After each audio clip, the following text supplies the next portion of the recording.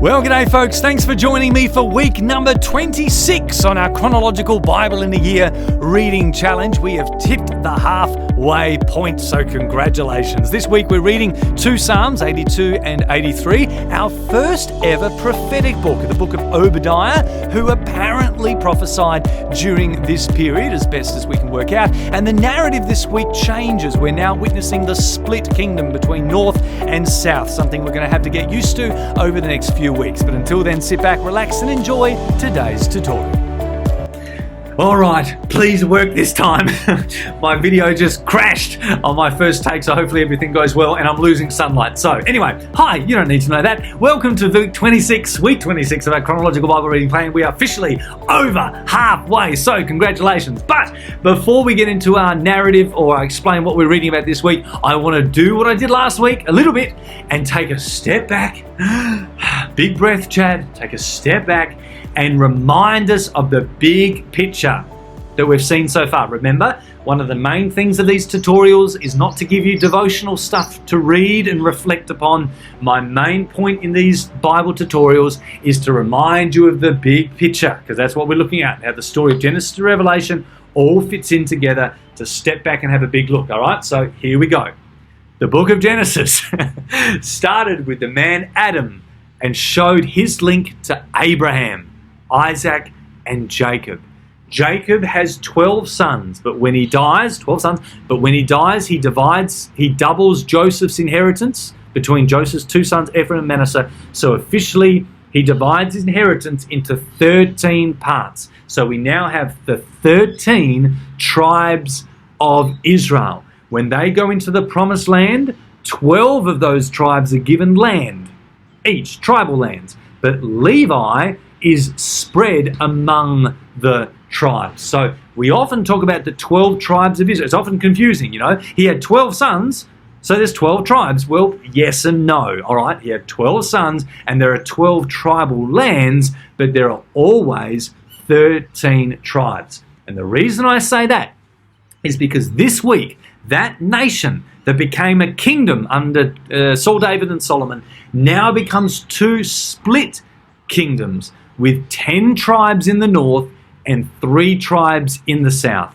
The 3 tribes down south are Judah, where David's from, little baby brother Benjamin, and the Levites, because the Levites are persecuted in the north and they flee basically like refugees and find their home in Judah and Jerusalem where the temple is. All right? We must understand that the kingdom of Israel is now 2 separate kingdoms, north, south, Israel and Judah. If you don't understand that, you're going to get very lost this week, because this week, particularly in the book of Kings, we begin the back and forth narrative, reading about north and then reading about the south, reading about the north and then reading about the south. All right, so you really need to have that in your mind. The book of Chronicles mainly focuses on the south. About 95% of Chronicles is about the southern kingdom and David's family. It doesn't really care about the north, but particularly the book of Kings and the prophets, we need to have that in our mind. All right, so that's just a friendly reminder of where we're at. This week we're also reading Obadiah and a couple of Psalms. So let's have a look at something about the narrative that we're going to be reading this week. Both north and south, this week we're going to be reading about their first 7 kings since the split. Up north, we've got Jeroboam, who takes us all the way to Ahab. All right, he's one of the worst. All right, he marries Jezebel, and it's basically all bad. In fact, up north, all of the kings are bad. All of them. They're all terrible, all right? They're evil. They lead God's people into sin. They violate the covenant. They kill the prophets. They chase away the Levites and the priests, and they build altars to false gods, all right? The kings in the north are really bad. Prophets come along, as prophets do, and rebuke them. We're going to see Elijah and Elisha. He's also mentioned this week. And we're also going to read about a guy called Micaiah, who's a minor prophet. You may not have heard of him before. I mention him only because he has a pretty significant vision that some people believe is significant anyway, where he sees all the spirits, okay, ruling spirits, sitting around basically a table with God, and God speaking with them. Some people call this the divine council, like the Knights of the Round Table, where God, with the capital G, Yahweh, and all the little gods are sitting around having a discussion together, all right? You can read about that and make of it what you will. But basically, in the north, they're all bad kings, all right? Down south, we're also reading about the first 7 kings. We've got Rehoboam from Solomon, and goes all the way to a young guy 7 years old called Joash, where we finished this week. Down south, they have good kings though. Not all, some of them are bad. In fact, at one period of time for 7 years, a queen mother takes over the throne and kills the rest of her family, all right, because she wants the throne. It's like this wicked queen mother figure. Fortunately, one of her grandsons is protected as a baby, hidden away in the temple for 7 years, and then ultimately he's anointed as king 7 years of age, and they kill the queen mother. So it's a bit like that. But anyway, down south, they've got some good kings and some bad kings. And of course, because they're under the Mosaic covenant, where God says, if you obey, I'll bless you, but if you disobey, I'll curse you, the southern kingdom has a real up and down history, all right? When they have a good king, God blesses them. When they have a bad king, things go bad really fast. And that's where we end this week, with things gone pretty bad for God's people in the south, with a hint of hope. But what we also see that happens in both kingdoms, when things are going bad, one of the things that happens is that God allows them to be attacked by foreign nations.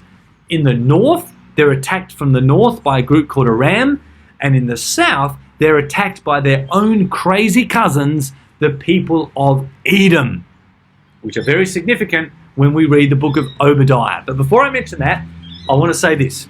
Get a map so that you can remind yourself of Israel in the north, Judah in the south, and you can see some of the foreign nations, okay, that are mentioned in these stories. Because as you read, there's a couple of wars that take place this week, and you're not going to really understand them, or you're going to understand them better if you download a map that is relevant to that time in history. And as I said, most study Bibles will have that, so I'm going to leave that with you, but it helped me this week in the readings. Point is this.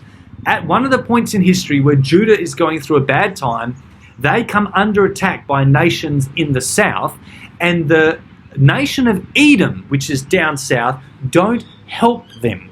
All right? They, in fact, look upon their attack and do so with a bit of animosity in their hearts. They don't like Judah, and they're kind of happy that they're being attacked. Now, how do we know this? We know this thanks to the prophet Obadiah. Obadiah prophesies not to God's people, but he prophesies to the people of Edom. Now, Edom are distant cousins of God's people, okay? You remember Genesis, Abraham, Isaac, and Jacob? Well, Isaac had 2 sons, Jacob and Esau. Esau was the hairy guy, okay? Esau's people became the people of Edom. So even though they're not in covenant with God, they weren't with Moses at Mount Sinai, they are still nevertheless the distant cousins of God's people, and Obadiah comes to them and rebukes them for not looking after their cousins, okay? For not looking after Judah when they were under attack by foreign armies. Now, trying to place this in history, there's a bit of debate about that.